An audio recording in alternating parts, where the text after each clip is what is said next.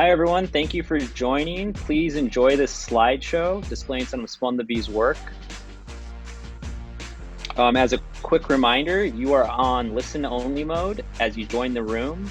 Please have your cameras and microphones turned off unless you are a panelist or unless you are queued for a question. Thank you so much.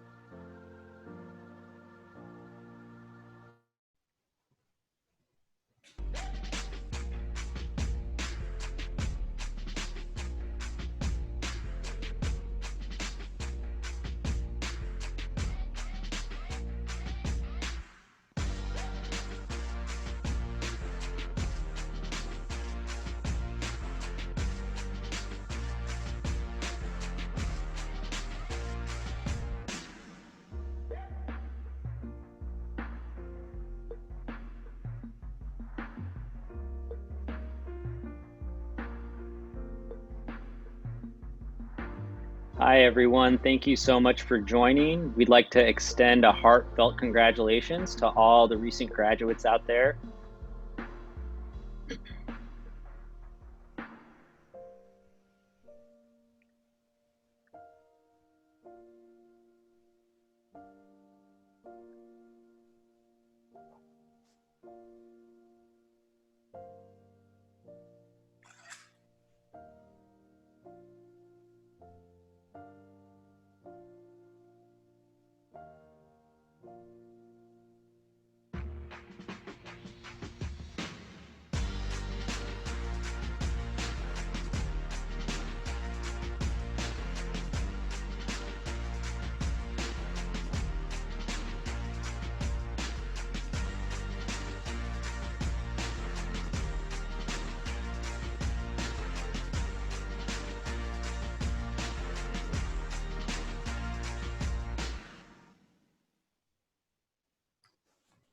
Hi, everyone. Thank you so much for joining our event today.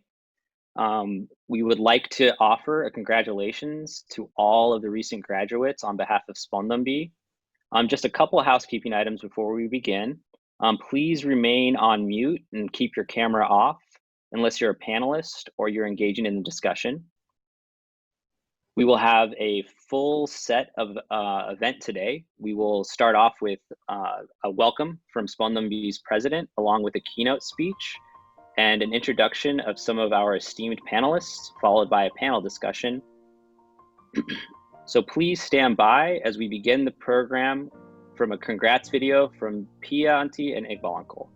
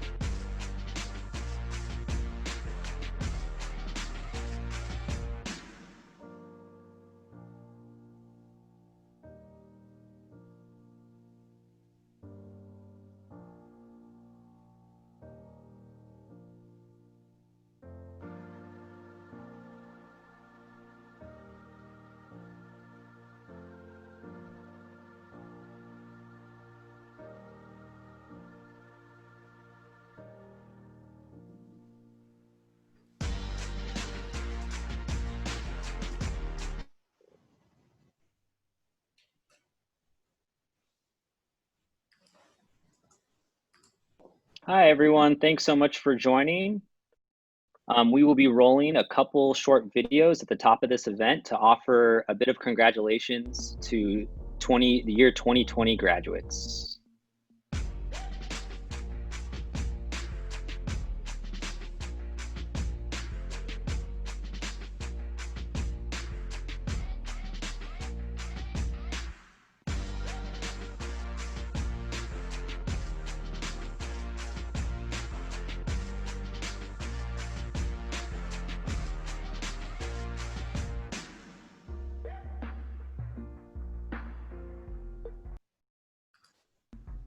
Welcome to Spon.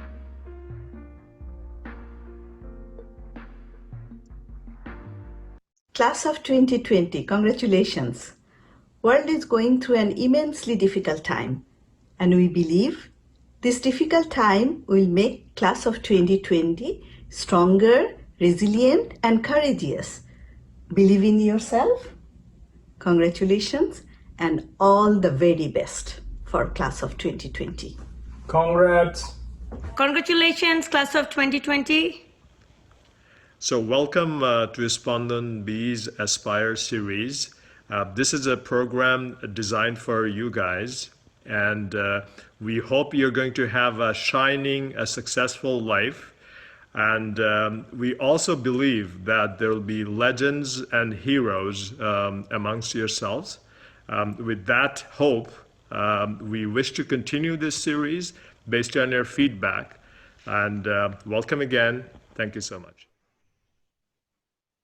Thank you so much, Faiz, Uncle, and Shamanti, for that heartfelt congratulations. Ladies and gentlemen, I would like to introduce SpaandanB's president, Zafir Ullah. Assalamu alaikum. Hello, greetings. On behalf of SpaandanB, I would like to congratulate every one of you on reaching this significant milestone.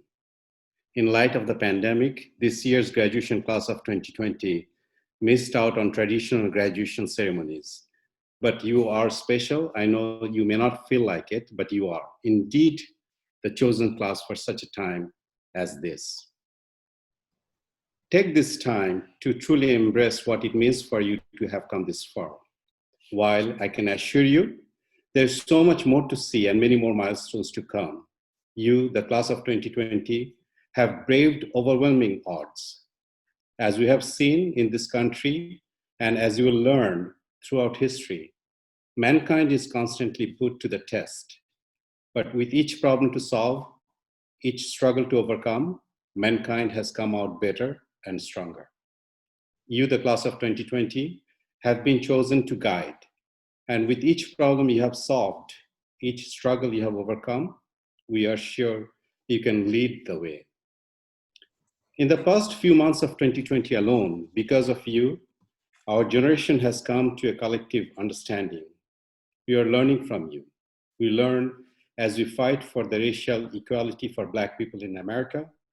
We learn as your movements to protect our environment ring louder, and every step of the way, we will follow you. And as we know that you, our leaders, will find the solutions to the problem here in America, and we hope you will join us here in SpaandanB in bringing those solutions back to Bangladesh. Let me talk briefly about SpaandanB. SpaandanB is a nonprofit organization in USA and dedicated to better the lives of the less advantaged people in Bangladesh. SpaandanB initiates and implements projects in the area of education, health, and development. The organization started its journey in 1998 and has since grown manyfold in size and scope. We serve the underprivileged people regardless of their religion, color, age, disability, or sex. Currently, we are running more than 30 projects. Our mission is to help those who we have seen without less, live in a society where access to basic education, resources, and healthcare is not a given. The same values that drive our protest today in America drive our pursuit in addressing the inequalities that exist in Bangladesh today. The goal of us as parents and community members at large is to carry on the tradition of those before us in a world that is showing limitless promise for the best of us. You youth to come together to tackle the problems that we adults have been grappling with for a while now. I'm sure we will overcome this difficult time and we'll be back to normal. What we have seen for the last couple of days, that our world is filled with violence, crime, selfishness, hatred, and prejudice. However, it is also filled with love, acceptance, and understanding. Always strive to practice the latter and accept others for who they are and embrace the differences with open arms and understanding. As you move through life, you will meet people with different beliefs and values. Be accepting and understanding of those differences. Be the most knowledgeable in whichever field you pursue. I would like to thank all family members for supporting you every single day. To our 2020 graduates, you are either now a college students or moving into a grad school or becoming a young professionals. As college students or young professional, this is a pivotal time in our lives to choose career path. Stay strong and strive to be the best that you can be. We are very proud of you. In today's Aspire Courage and Hope event, our goal is for the students to have an interactive session with an extraordinary speaker panelist from multiple disciplines. Get inspired by their words and of hope and encouragement, and tackle the larger question, how you can shape our lives even in these difficult and uncertain times. In conclusion, I want to say, please get involved. Let's touch and lift up one life at a time. For the world, that one life may just be one, but for the one, it means the whole world. Congratulations, the class of 2020. Thank you. Thank you so much, Zafranco, for those great and inspiring words. We are in unprecedented times, and it's great to see the community come together to offer some hope and inspiration to our future leaders. So with that, I would like to introduce our keynote speaker, Dr. Robert Bob Grubbs. He's currently the Victor and Elizabeth Atkins Professor of Chemistry at the California Institute of Technology in Pasadena, California, where he has been a faculty member since 1978. Before moving to Caltech, Bob was at Michigan State University from 1969 to 1978, where he achieved the rank of associate professor. In 2005, Bob was a co-recipient of the Nobel Prize in Chemistry for his contribution to the field of olefin metathesis. Sorry if I butchered that title, Bob. But with that, I would like to welcome Dr. Robert Bob Grubbs. Thank you so much. Thank you so much, Dr. Grubbs, for those very inspiring words. I think we can all agree that we all have shared many similar sentiments. So with that, Marvin, you got some big shoes to fill. Yeah, you're on mute. I'm sorry, Marvin.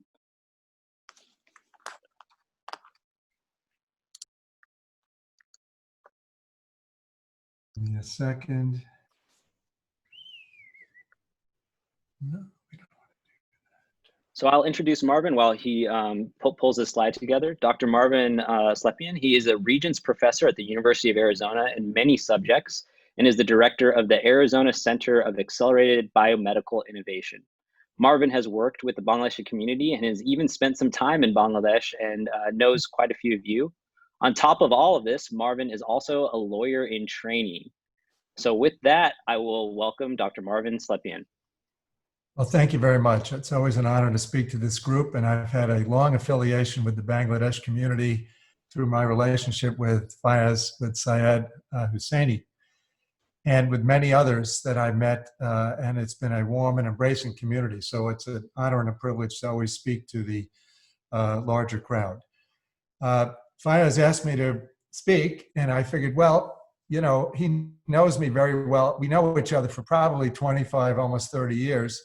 And, you know, as a physician and as a teacher, we spent a lot of time in the classroom. So I just decided I'll take a couple of slides and put them together to really communicate some messages. And I think that some of the messages that I'll communicate echo what Dr. Grubbs has said. And also, I think I'm going to introduce what Dr. Bluestein is going to talk about potentially as well.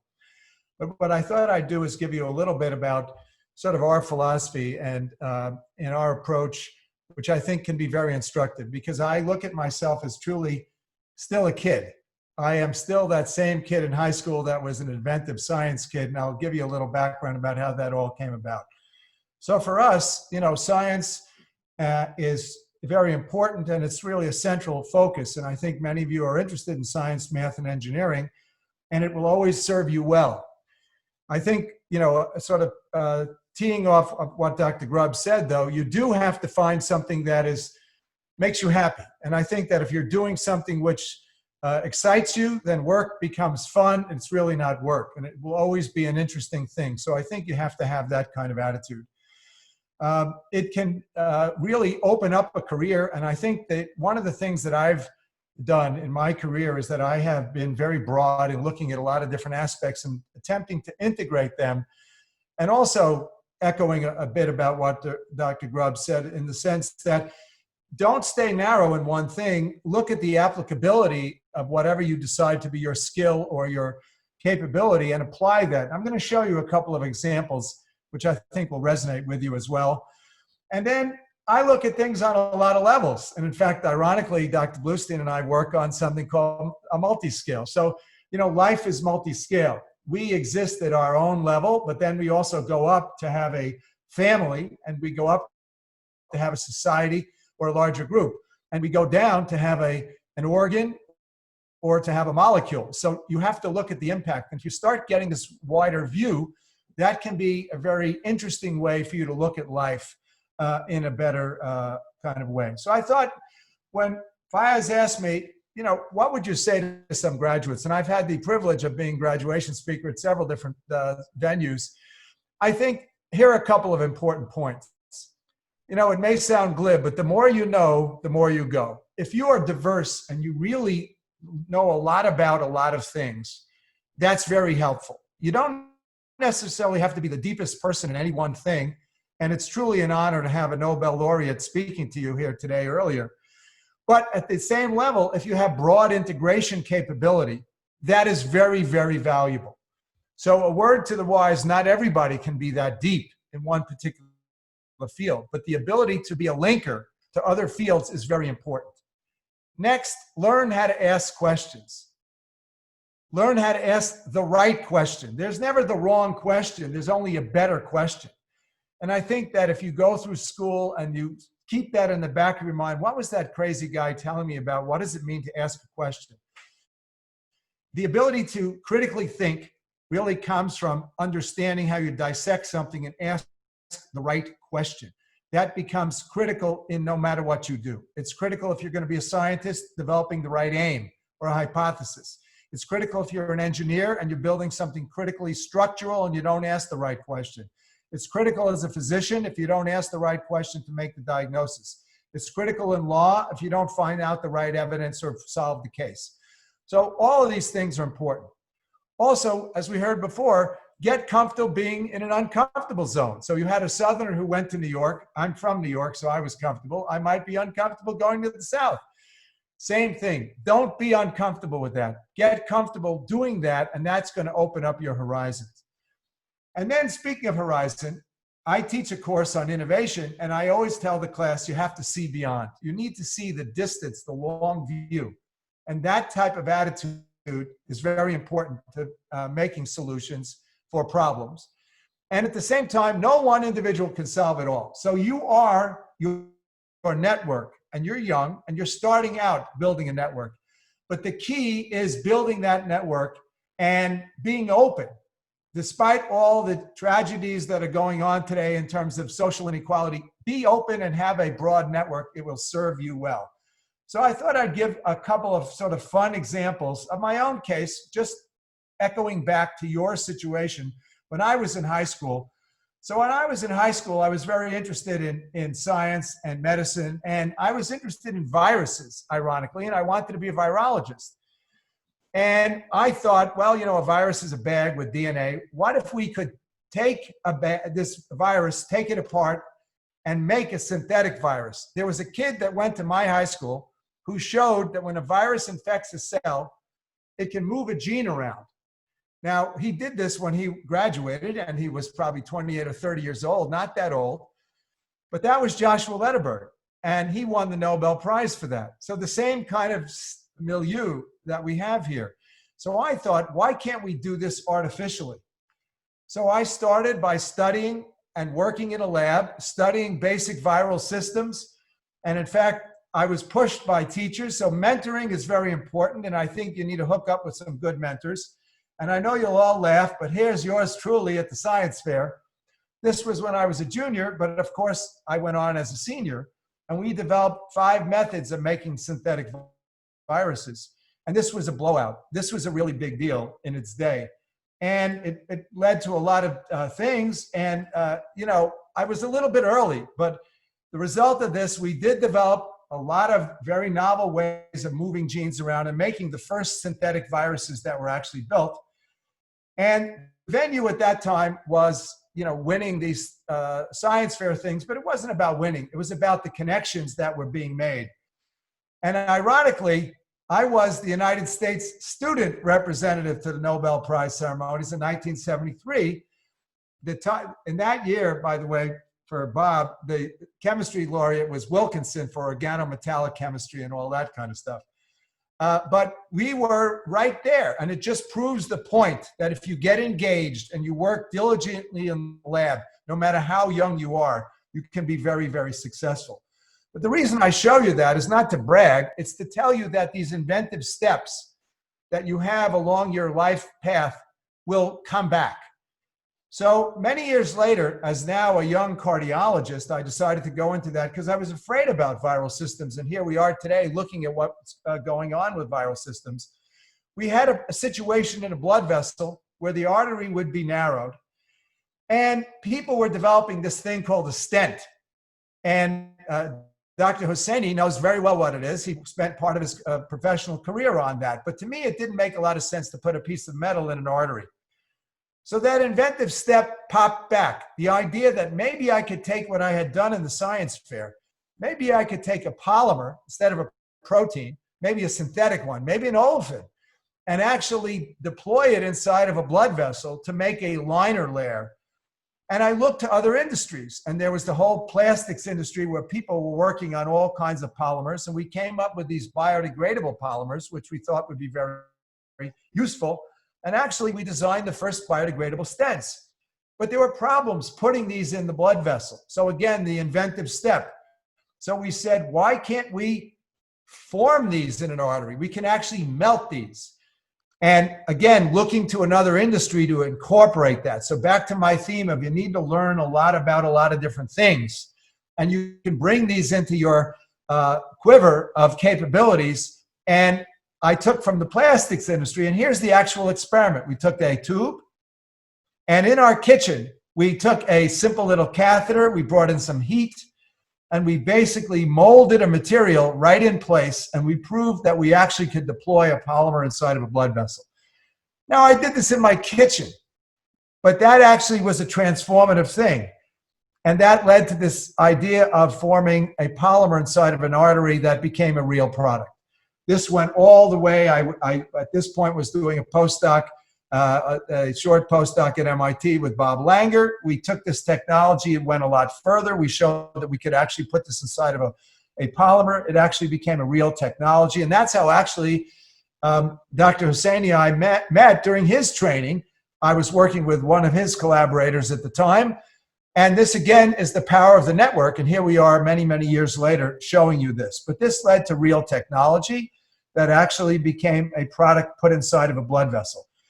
And ironically, this was then published in the New York Times. Now, this is about 1993. Well, let's spin this forward. In 2004, our colleague, Dr. Hosseini, invited me to go to Bangladesh. And in fact, here we are in Bangladesh at the Jamuna Bridge at one of the rivers, the confluence. It was an engineering meeting, and I was speaking about all kinds of medicine and engineering. And lo and behold, I looked over and there were these pipes. And I said, you know, I see the same problem going on inside of these pipes. It's the same problem of lining a tube with a polymer. And again, this shows the universality of the technology. And actually, I had an amazing time in Bangladesh. It was a very impressive visit. And I spent almost 2 weeks in one of the hospitals, and they were very welcoming. And again, bringing capabilities, insight, and skill on a universal way. And again, SpaandanB was very helpful in supporting some of this after we came back to get some of the word out. Here we are in the heart hospital that was built in Dhaka. We worked hard. This was actually New Year's Day, and I think we did like 20 cases. I don't think we do 20 cases in the cath lab here in the United States, but everybody worked in a very engaged way. They put me to work. We did a lot of very challenging cases. of coronary disease. Sadly, there is a lot of coronary disease in Bangladesh. We put in some of the latest stents, and it was a very satisfying experience. The last thing I was going to show you is that, now, so what do I do with all this now? And they mentioned this status that I have at the university. Well, I run this innovation center now at the university, and this thinking has never changed. I'm still that high school kid, and you need to stay that way in your thinking. And I've added a lot of things to my background. So as was mentioned, besides starting as a sort of chemistry, biochemistry, molecular biology person, I moved into medicine, but I also added in business and legal training, because that's important to make big things happen. And we developed a lot of technologies that actually became true products that are now used today in the real world. And with that type of activity, we teach a course. So I would encourage you, when you go to college, think about innovation, because that is going to be the skill set, the mindset that you need to be effective in a dynamic world. Who would think that suddenly Zoom is going to be your primary means of training while we go through the COVID situation until we get to a more stable kind of situation? We have a big lab. We encourage students all the time, from high school all the way up, to work with us. We work on novel other polymer systems. We work with polymers that are even put into the heart. This is the artificial heart. And there's Dr. Robbins, who's now the president of the University of Arizona. He used to be chief of cardiac surgery at Stanford. And this is a real product. And we work on how we can improve this. And that's one of my collaborative efforts, building the network with Dr. Bluestein, who you're going to hear from in just a minute. But the last thing I want to show you is that we encourage students. So I would encourage the larger SpaandanB network to continue to send us students in the summer when things improve, or to work virtually with us. We've had an amazing experience in the last few years. You may recognize a couple of characters that are in this through your own social network, and particularly this group that invaded my laboratory. But they were very effective in working in the lab, and they have remained in contact with our lab beyond. So I'll end again with saying, be audacious. The more you know, the more you go. Ask questions. Build a network. See beyond, and most of all, stay in touch. Thank you very much for your attention. Thank you so much, Marvin. That was very insightful, and I love the shout out to the Bangladeshi community. With that, we'll change the gears a little bit, or switch gears a little bit to less of a clinical perspective, but more of a activist, legal, and social justice perspective. With that, I'd like to introduce our next speaker, Chomtoli Haq. She is an associate professor of law at CUNY School of Law and the founder and editor of Law at the Margins, an innovative law and media nonprofit focused on law and social justice. Perfect. Professor Haq has devoted her professional career to public service, focusing on issues impacting low-income New Yorkers. And in 2014, she was appointed as the General Counsel for Litigation for the New York City Office of the Public Advocate, becoming the highest-ranking Bangladeshi American in New York City government at the time. With that, please welcome Chomtoli Haq. I have a common law book for her there. There you go. Marvin, I was going to tell you I'm not going to medical school, but you're welcome to come to my class. Absolutely. I'll send you some things you just wrote. But anyway. Congratulations to the graduates first and foremost. But I also wanted to congratulate the families. If you were a teenager like I was, which was a very, let's say, challenging teenager and young adult from my mother, you deserve enormous amount of congratulations. In my household, I was often heard my mother say, you never listen to me. And so I've come to be known as the interrupter, the disruptor, and the change maker. And so it's really an honor to be able to speak to also at this event put together by SpaandanB. I want to give a shout out to Zakia. She is my connector to the organization. She knows that I also have a very deep love and profound sort of connection to Bangladesh. I was born in Bangladesh. I'm an immigrant to the United States, and I predominantly sort of grew up in New York City. I also went to Columbia Box, so a fellow alum. And so I really am grateful that you've created this platform for young people to be connected to their country of origin. I want to start with, when I think about adversity, I think about my own mother in 1971 in Bangladesh. During that time, she would share with me stories that I was in her belly.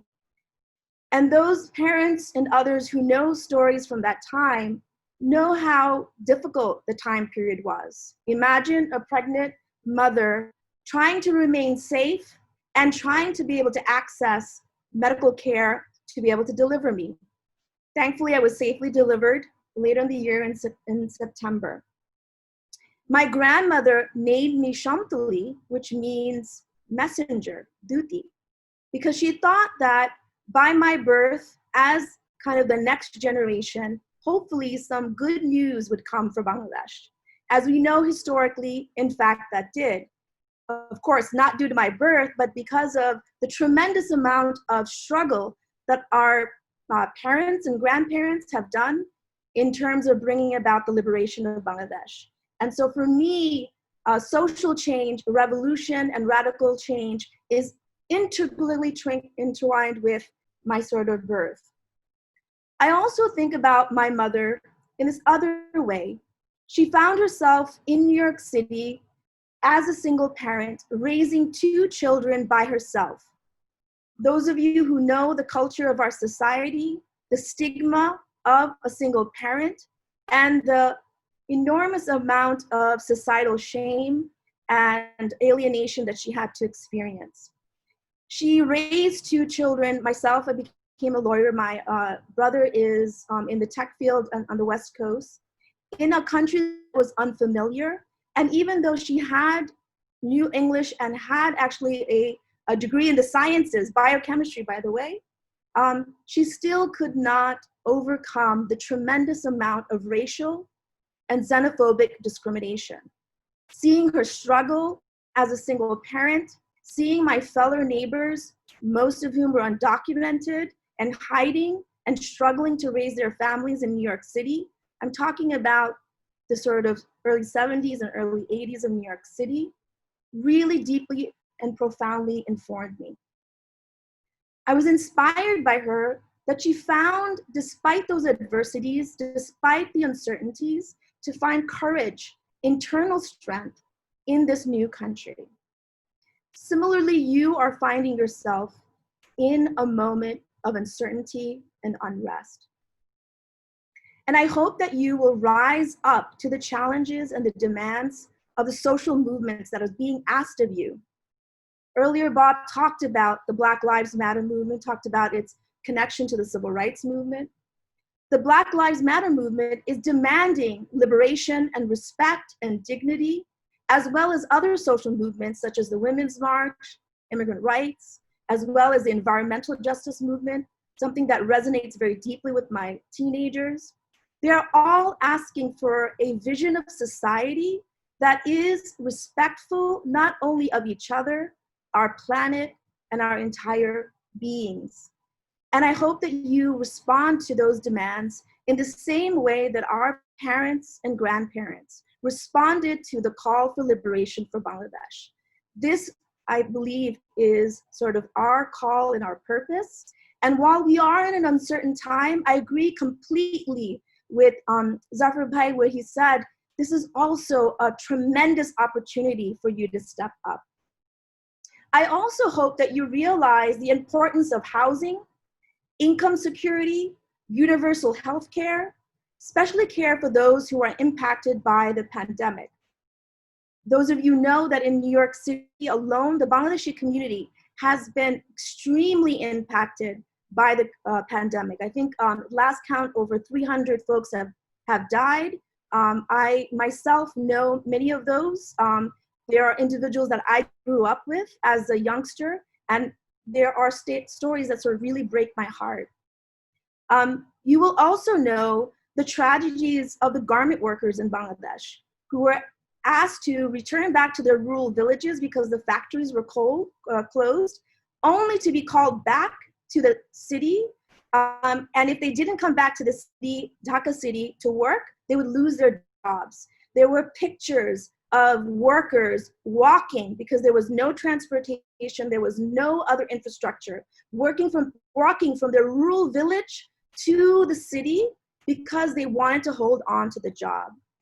That visual of masses of workers trying to come back into Dhaka city so that they can have some crumble of a job reminded me of the exodus of so many Bangladeshis during Liberation War. The similarities were uncanny. Also, the pandemic has hit, if you've drunk a cup of tea today, the pandemic has hit very devastatingly to the tea workers in Bangladesh, most of whom are indigenous, of religious minorities, of the Dalit class, many of whom have actually gone weeks without any food or any kind of sustenance. And so I think about the children of garment workers, the children of the tea workers, who oftentimes spend many of their days hungry. And what are their futures? And what are their sort of aspirations and dreams? They have the same dreams as my children do in the United States. This may seem all overwhelming to you, but let me tell you that this is a moment for you to step up, and hopefully you will find the courage to step up and to bring about the social change that we really need. That is something that I have devoted my entire life to.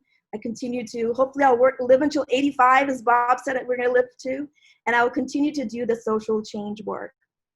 I want you, no matter where you go, whatever field you get involved in, that you remain engaged in social justice. And this is why SpaandanB to me is really important, because it is core mission around social justice.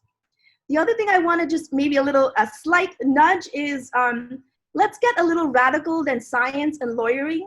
I put a challenge to my young daughter, who is an aspiring artist. She says she wants to be a filmmaker.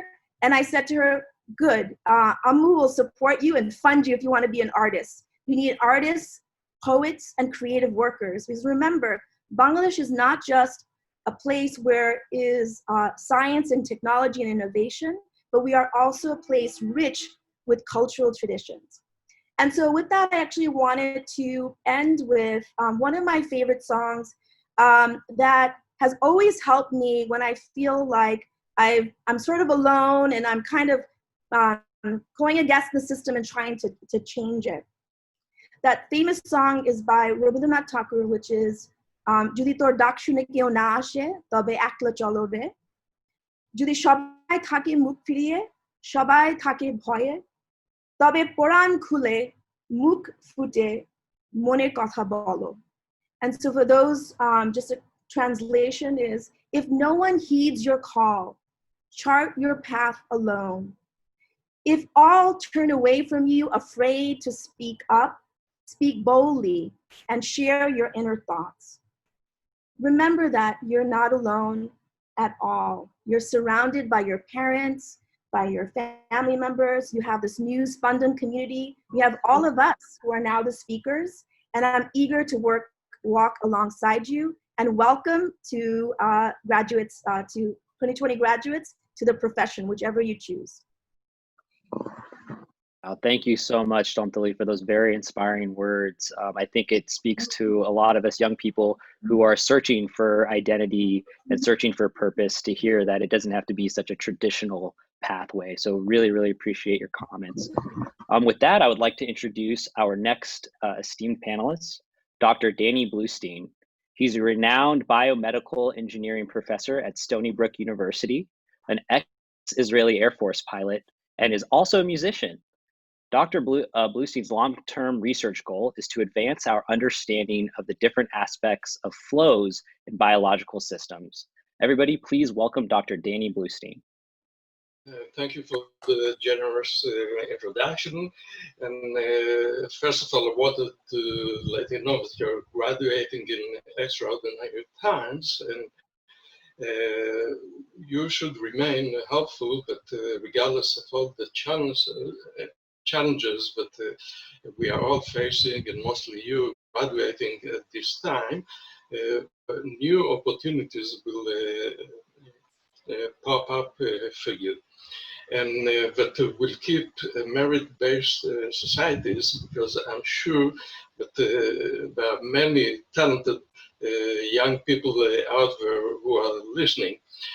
And in that, I just want to mention my affinity to Bangladeshi community, not just through Dr. Husseini, who asked me to join here, and Dr. Mark Slepian, but actually several of the talented students just graduated last year, student PhD, Ryan Ghosh, and currently I have two graduate students from Bangladesh, Salwa Anam and Simon Riza, are following their PhDs. So apparently the Bangladeshi diaspora generates many, many talents.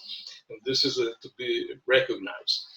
Okay, as was mentioned around here, and Syed, Dr. Husseini asked me to speak a little bit about my kind of trajectory. So first of all, I would kind of tell you, follow a straight line because it will turn twisted anyways. Or just quoting John Lennon from one of his songs, life is what happens to you when you're doing other plans. So I started indeed with training in the Israeli Air Force as a pilot. I followed up with aeronautical engineering. I even worked at the Israeli aircraft industries for a while, before deciding that maybe I want to pursue other things. And I was always also into music, so I developed a certain career in music and also became a journalist. Did that for a while, then kind of academic studies started to lure me back in. I was afraid that I'm kind of losing the knowledge. And I went back to graduate school, and I did my master's in fluid mechanics. But then kind of developed interest in physiology, anatomy, and biology. And thought that maybe I could join together my love of fluid mechanics to bioengineering, in which I pursued my PhD.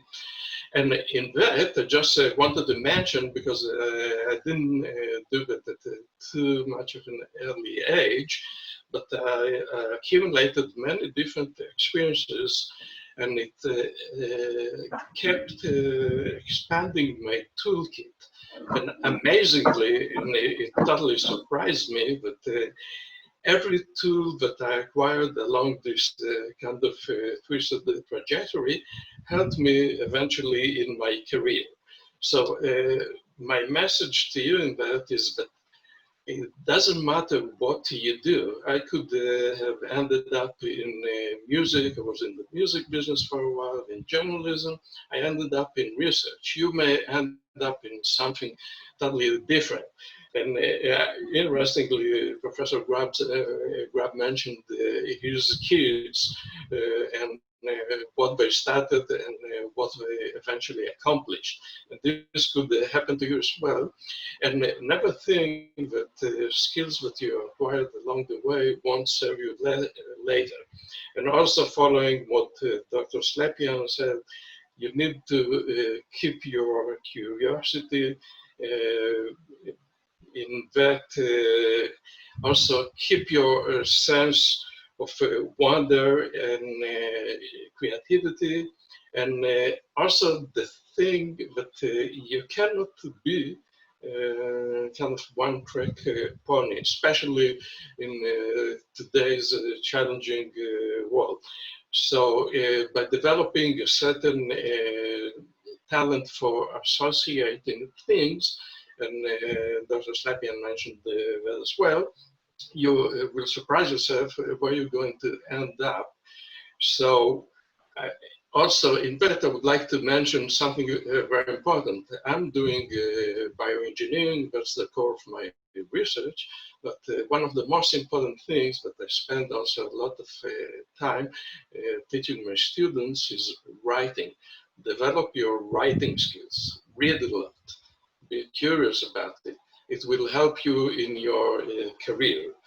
So in that, I just want to congratulate you for graduating. I know a couple of you are maybe already engaged in undergraduate studies. So whatever you'll eventually end up doing, you will have many opportunities, and just follow this straight line. It will get twisted, but enjoy the road along the way, and eventually it will lead you to fulfilling life. So best of luck, all of you. Thank you, Dr. Bluestein. I really love that message, you know, that follow the straight path because it's going to become windy anyways. That's so true as we all journey through life. With that, I will bring up our final guest speaker, and then after that, we'll transition to the panel. But everybody, please welcome Dr. Nahid Rianon. She runs the Geriatric Osteoporosis Clinic at the Center for Healthy Aging, and her main research interest is osteoporosis due to age-related bone loss and fracture prevention. She serves as mentor faculty for Global Health Scholarly Concentration and conducts international research on geriatric health topics in South Asia. She has received many awards and research grants. Everybody, please welcome Dr. Nahid Rianon. Thank you, Anai, and thank you, SpaandanB, for inviting me in this really inspiring ceremony for welcoming and congratulating the 2020 graduates. Good afternoon, everyone. And special thanks to Zaki Afrin, who connected me to SpaandanB. Really inspiring works that you guys are doing. To the graduates, my life is not as eventful as all the speakers, great speakers, and I'm learning from them. I will tell you how today's time, where every day is unknown. We don't know what is coming tomorrow during this pandemic that we're dealing with. As a physician, that's kind of like the primary thing I deal with every day. I wanted to tell you that that is future. That's who you are, unknown. And how I embraced unknown when I started my journey from Bangladesh to the United States. That's what I will share with you, and hopefully that will give you spirits to move forward in this time of unknown. It is really a privilege to talk to you today. It is a privilege because I'm amongst our future, amongst the stars who will shine and who will show us the way to live, way to thrive, way to be happy, and way to win. Win the challenges which what has never been seen before. Challenges to be together when we have to be 6 feet away from each other. Unknown is the new normal of our life. And Nobel laureate Rabindranath Tagore once said in his song, "Why should I fear the unrevealed? Life fools with richness by embracing the strange frontiers." This is one of my favorite songs. And in Bangla it says, "Ochenake bhoy ki amar ore." When I graduated from medical school and was planning to leave home for studying abroad, I was excited with the butterflies in my stomach. I was excited with the dream that I will see the unknown. I will touch the unknown. I will know the unknown and make it known to all. I will touch the unknown and make it known to all. And there were no worries. There were no thoughts of what ifs. It was a dream that I dreamt, and the calling of unknown, like a sailor has calling from the ocean. Something big, something that no one has ever seen or known before. You know why I was dreaming so big without being worried about what ifs? Because I was the future then, like you. You are the powerhouse of our society, full of potentials, abilities, and audacity to dream and go forward fearless even when you face the biggest challenge ever, like a pandemic, like being distant, and yet together. What a challenge. The wit, the smartness, the technology, and most of all, the dream, all are at your disposal. Hold on to those. These are the strength of the future. To feel the future,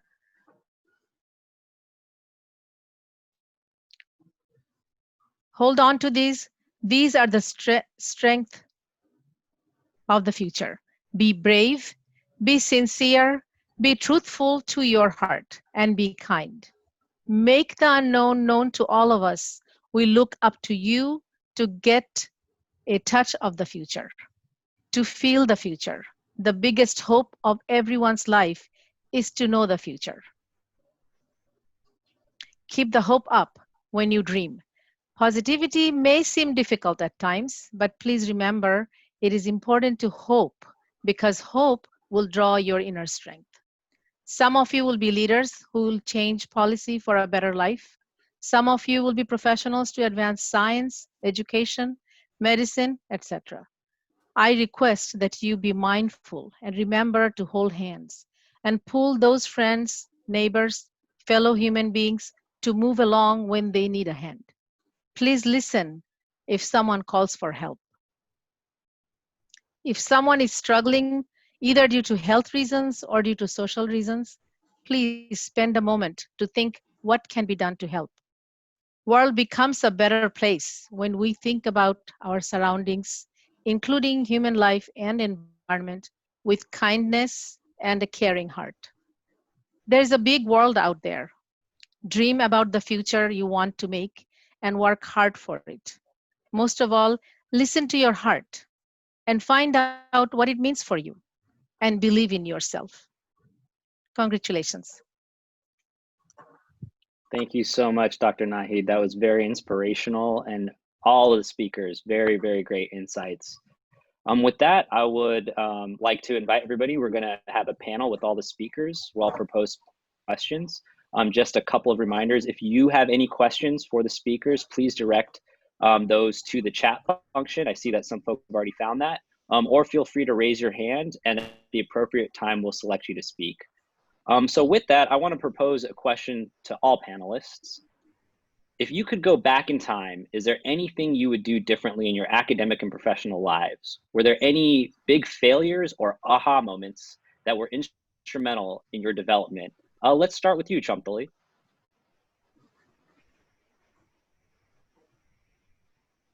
That's a great question, and because it had me thinking. There are many mistakes and things that I wish I would have done differently, and that's why I do programs like this. And I always try to be a mentor to young people.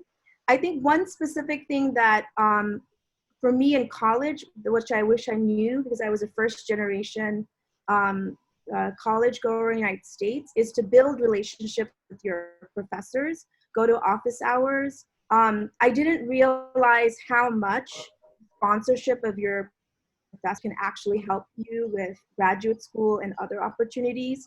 And they can also kind of really be a good support for you, especially if your parents or maybe a kind of peer community is not aware of what you're going through. That became even more pronounced in law school because even though now I'm really happy to say that we have a lot of Bangladeshis, Americans in law.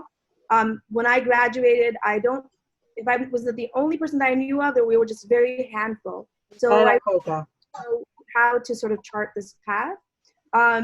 Big failures.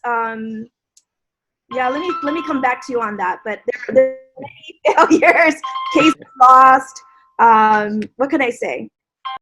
Dr. Rhiannon, how about you? Yeah, now that I can look back and know what mistakes I have made and then how did I learn from that.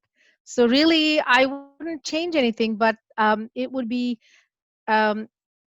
one thing I don't think I learned when I was growing up in Bangladesh. What I learned after I came here is to find a mentor is very important. if you know what you want to do when you grow up, find a role model and try to talk to them, try to connect with them. And that's what I feel I probably could have done a little bit earlier if I had known about that. But otherwise, I always went for whatever came in front of me, what felt most important for the moment. And I went for it, and I think that's how I ended up here.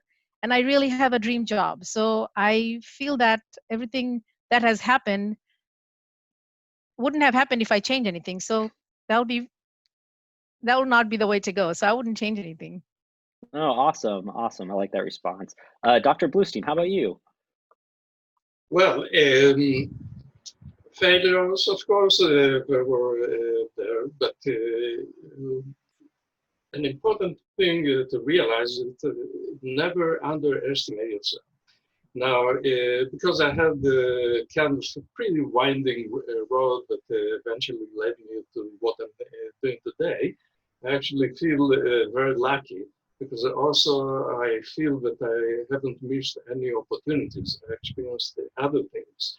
So, and eventually, not even realizing that, I thought that I was not talented enough to follow a career in research. Eventually, I'm doing okay, if you may.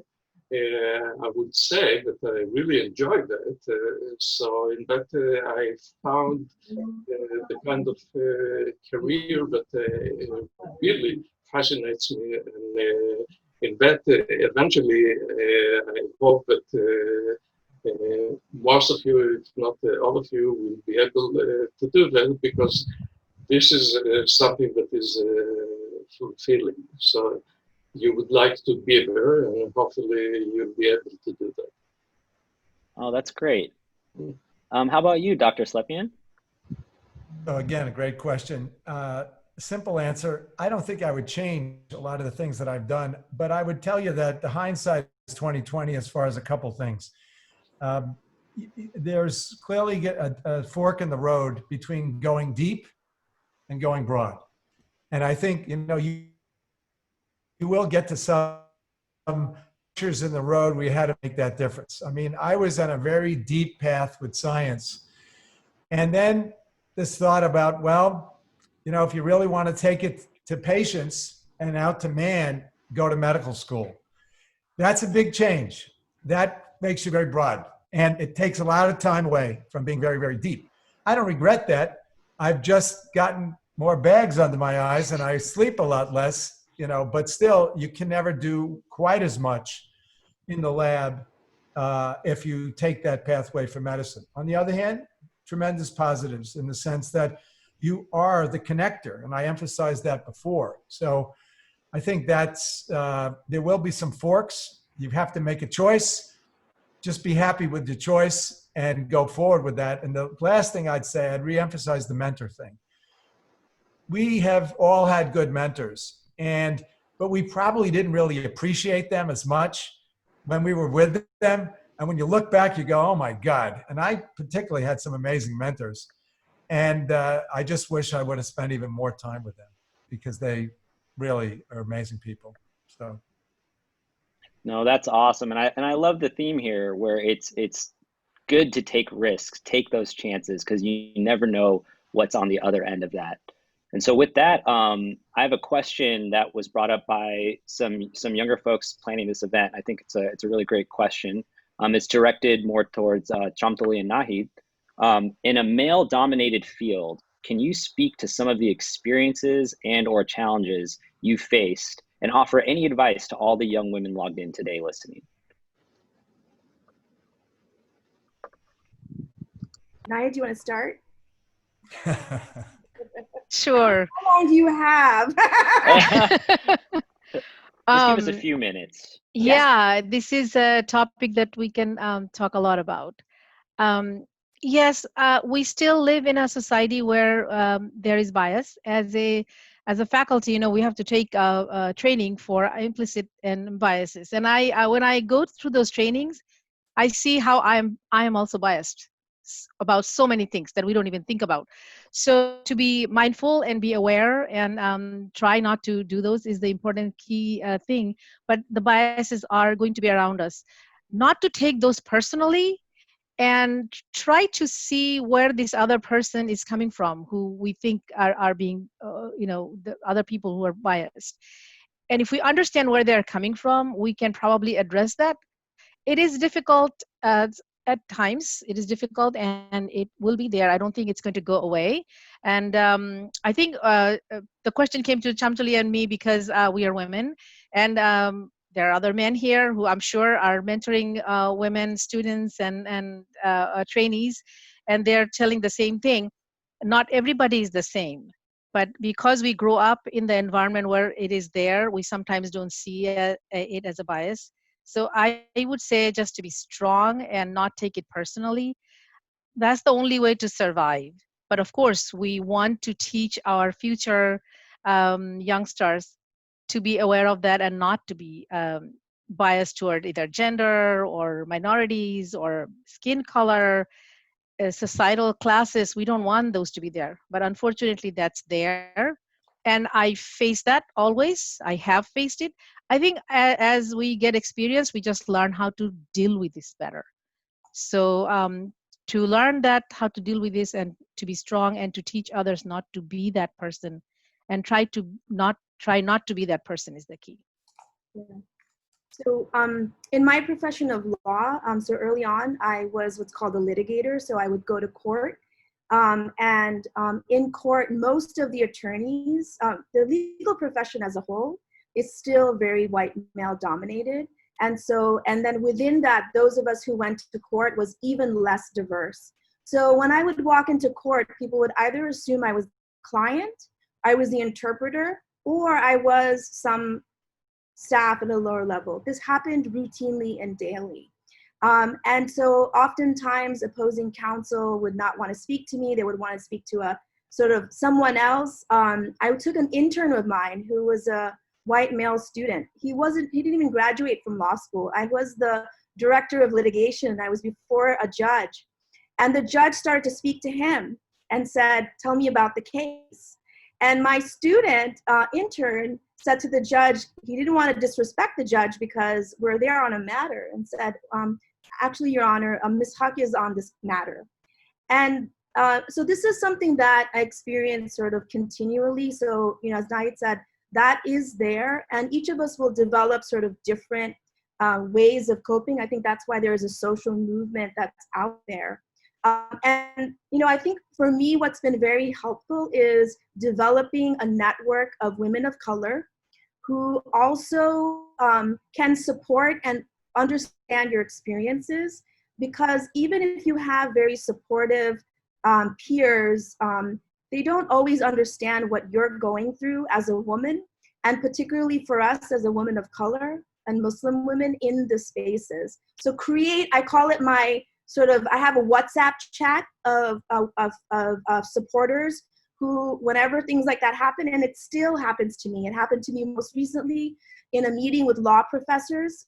I teach contracts. All the law professors were white. I was the only person of color in the room.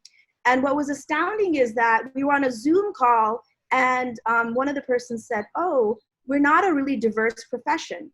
So it was amazing how everyone just looked right past me. Here I was, just like on a screen, and I had to say, "Hey, hi, I'm here actually." So it happens no matter what level you achieve. So that's the sort of professional. And the last thing I want to talk about is within our community.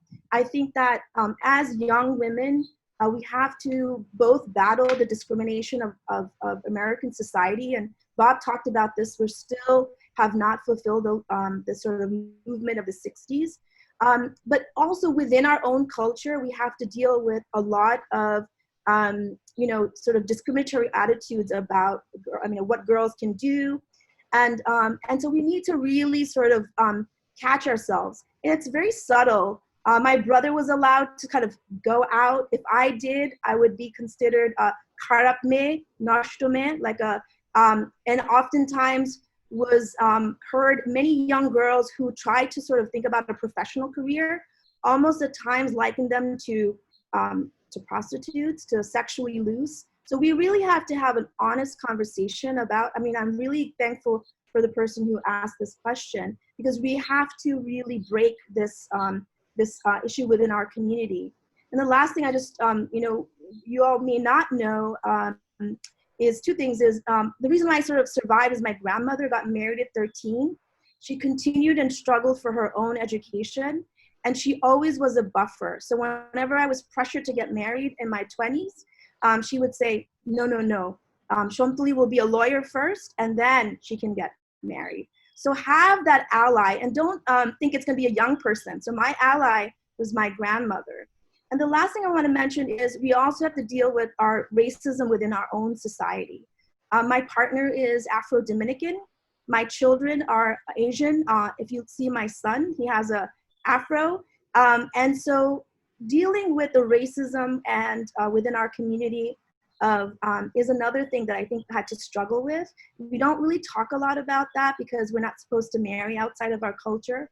But all of those things I think has made for a lot of challenge, but it's also made me, I think, pretty resilient. And I'm happy to talk to any young person, also not just women, but I talk to young men who are thinking about, stepping outside the tradition. And the last thing we haven't talked about is we do have queer folks in our community. Even though we don't think there aren't queer Bangladeshis, there are queer Bangladeshis. So we just need to sort of open up our mindset a little bit. No, that's great. I mean, there's a lot. Unfortunately, I will need to bail out now. So thank you very much for this opportunity, and I wish you all a better and bright future. Bye-bye. Thank you, Dr. Bluestein. Okay. So no, I think that was a very, very great point. And my key takeaways, is building your support network, having people that support you and can mentor you and help you in this. And with that, I'll transition. We do have a lot of professors on the panel.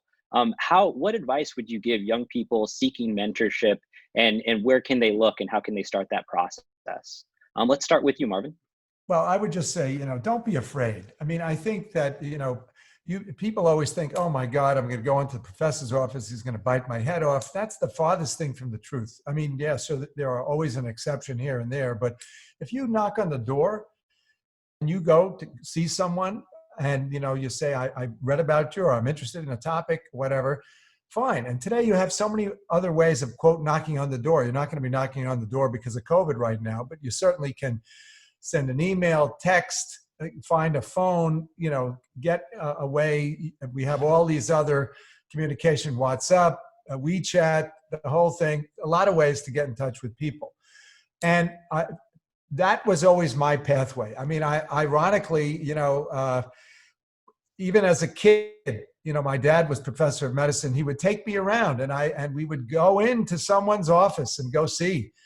They were always amazed to see here's a young kid who wants to ask about this question or that question.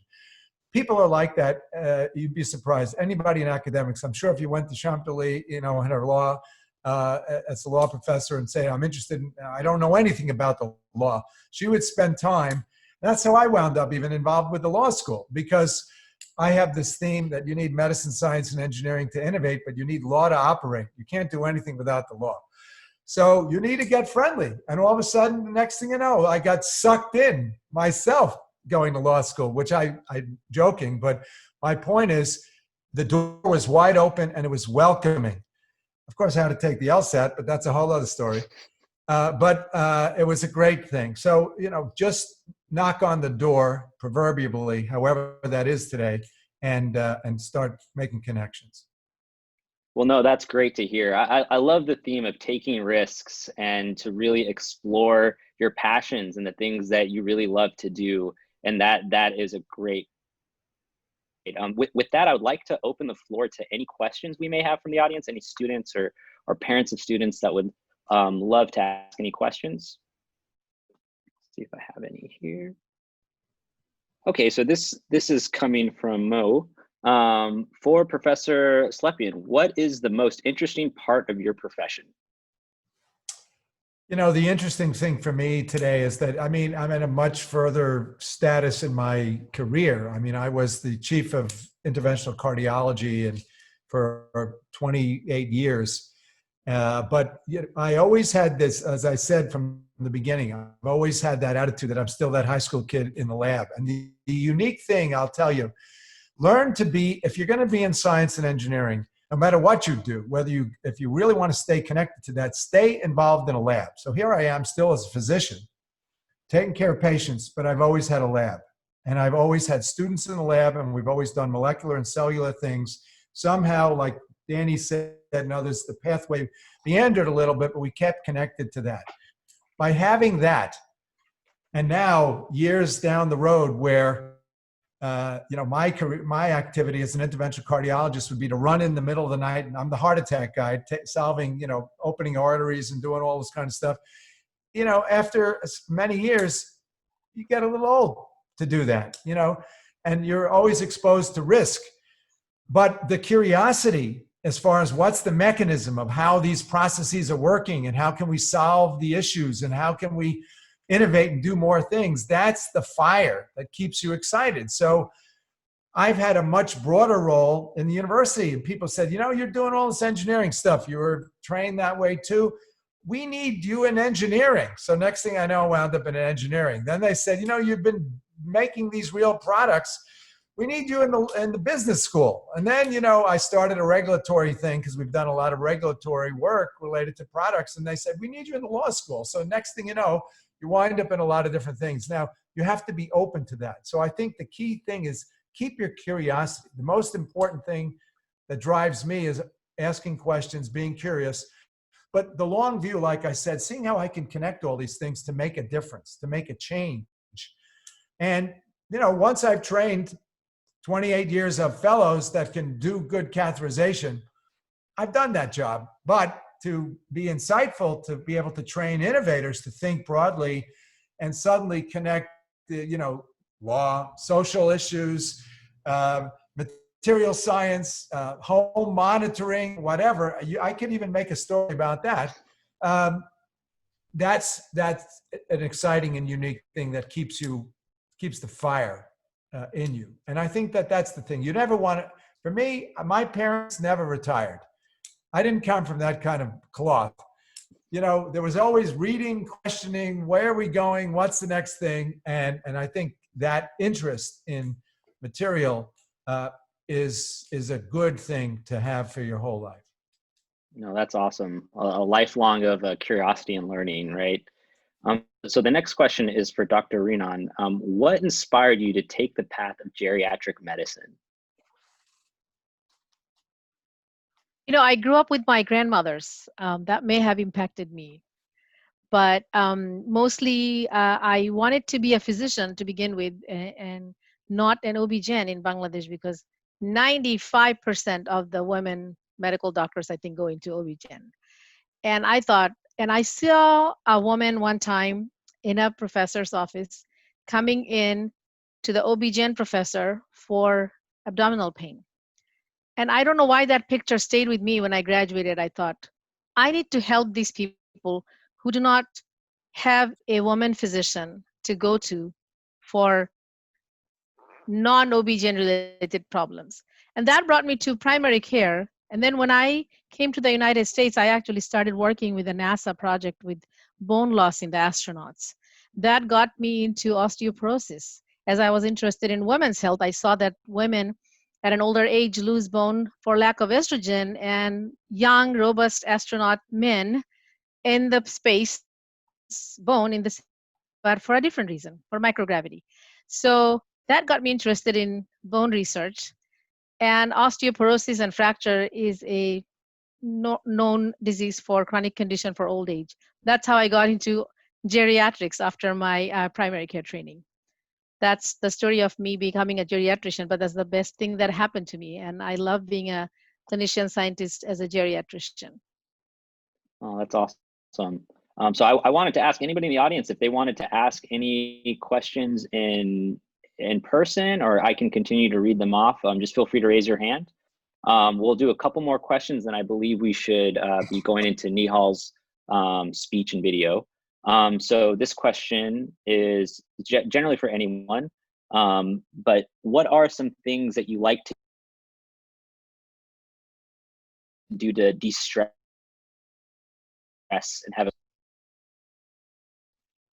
I'm a cyclist. I like to ride my bike. Okay. Seriously. I mean, I think you need to do some exercise. I'll tell you the biggest, the toughest thing that went on when COVID hit is everyone's sitting in front of a computer doing Zoom calls all day long. All of a sudden, my neck, my back, I'm like, why is this? Because I'm sitting down all day long.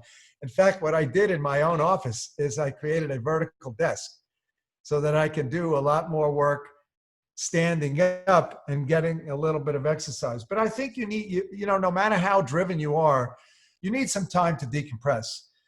I used to fly all around the world a lot. You know, we're not doing that anymore. But the point is that when I was flying in an airplane, there were no beepers or phones, and I would think. And I think, you know, get yourself a notebook and a good pen and write things down. I think writing also is a very important concept. You know, we emphasize the fact about reading, and also Danny said writing, but I'm going to say writing, also writing, because using your hand and a notebook, you know, writing, there's a great book called Writing to Learn by William Zinsser. I think every kid should read that book. So you need a decompressed space without the usual hubbub. And I'll actually tell you that now, having gone back as a student, you know, I'm teaching, I have my lab, I see patients. I know people are going to say, how do you sleep? I sleep. But as being a student, you see that different areas require very different kind of activity. I can think science, it can be 2, 3 in the morning.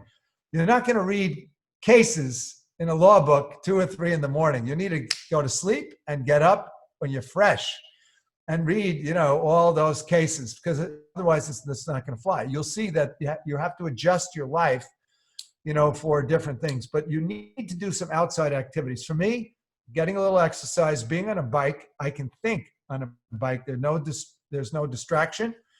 I typically pull over and I write some notes as an idea pops in my head, but find something that you like that way that is helpful for you.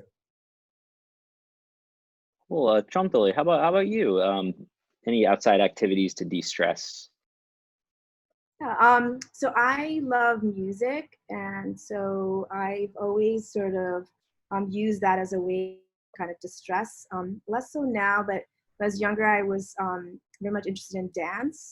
So both like contemporary dance, and then also I feel like every Bangla girl has to go through the Bangla dances as well as a rite of passage. So just like lots of just arts and culture, that was very much part of my upbringing. And then also just kind of walking, meditation now as I'm older, just to, especially with the pandemic, just like to de-stress. I am a mother of 2. I have a teenager and a 12-year-old. So just as Bob said, I just enjoy like learning from them, and so that's, you know, it's changed over the course of my. But I still love music, and I'm the generation of playlists and mixtapes, hip hop generation. So now I just make Spotify playlists. Awesome. I wanted to say, my mother always told us, have a hobby. So please create a hobby for yourself. And that will really serve when you're so busy with your profession. It'll be a helpful thing to do.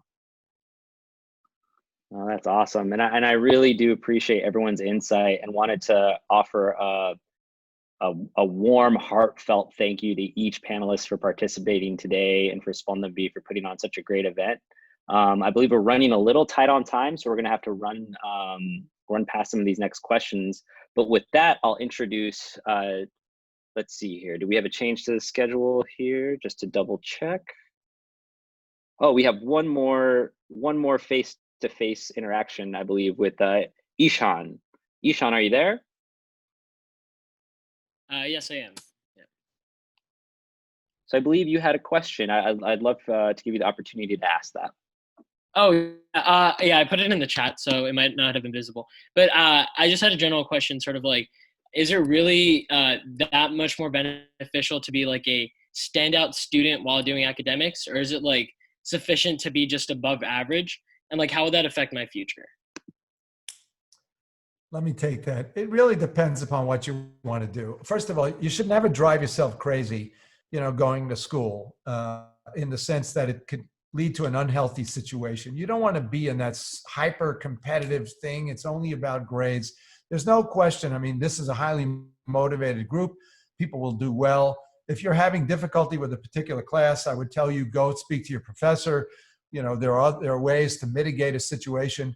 But think about where you want to go as you move forward. We've compressed things a little bit too much, where people are too, emphasizing every little grade and all that kind of thing. Of course, if you want to get into medical school, it's not so easy these days. You want to get into a law school, not so simple these days. But you should not, there's a balance in life. Don't drive yourself insane. Do the best you can.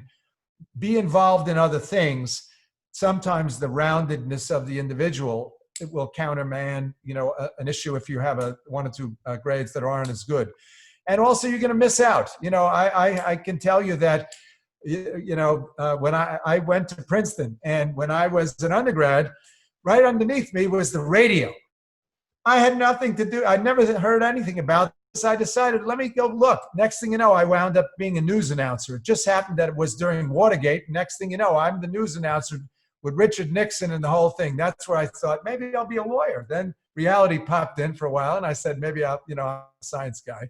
So maybe I'll do that later in life. But for right now, but my point is, don't get so hyper about a particular grade. Do the best you can, but enjoy your time going into college. Be broad. I had some really good mentors. I came in with all these science classes. They said, you need introduction to music and art and, East Asian languages. Go take that to round you out as opposed to advanced statistics. And you know what? They were right. I did better in some of those courses that I never thought I would ever take. And that's what made me me. And I think that's very, very important. So you have to explore a little bit in college. Well, that's great. That's great to hear. I'm seeing a theme here of taking risks, taking chances, building support, building a community, and really embracing the journey that we're all on. This is a very exciting time for your lives, and we are looking towards you all as the next leaders and change makers in our future society. So once again, very quick. Oh, sorry, go ahead. No, I just want to emphasize, because I'm very involved with the university, on a high level, in many committees and the whole thing. And sadly, many schools ask you to declare a major right off the bat, the whole thing. I really don't believe in that. I mean, sure, if you have a particular area of concentration and you want to go into it, you definitely should cozy up and do what you need to do and be in that domain. But the advice that we had, and I still give this to many students, is take some things that you don't know anything about, because you may find, it just has to be a little bit interesting to you, but you may find that, wow, this is amazing to me. And even if you still remain in the straight and narrow, those things will round out your life and your personality and your capability, as Bob said, to interact with individuals. You have to be able to speak to people today. Despite the fact that we're not using the phone very much, actually now the fact that you're on Zoom, you can't hide on Zoom. I know you're hiding, but still, seriously, if you want to have a negotiation or something, you're going to have to get out from behind the dark curtain. We're going to have to see your face. So therefore, you have to know how to interact with people. And the more you're exposed to different things, the better off you are doing it. Well, that's awesome. Thank you so much for that. I think it's extremely important to recognize that this is a time of exploration for you all. This is the time where you can take those risks, and there's not huge consequences, obviously within reason. I'm sure some of the parents don't want me to say that. But I think it's very, very valuable to hopefully you've been taking notes. I know I have to a certain degree.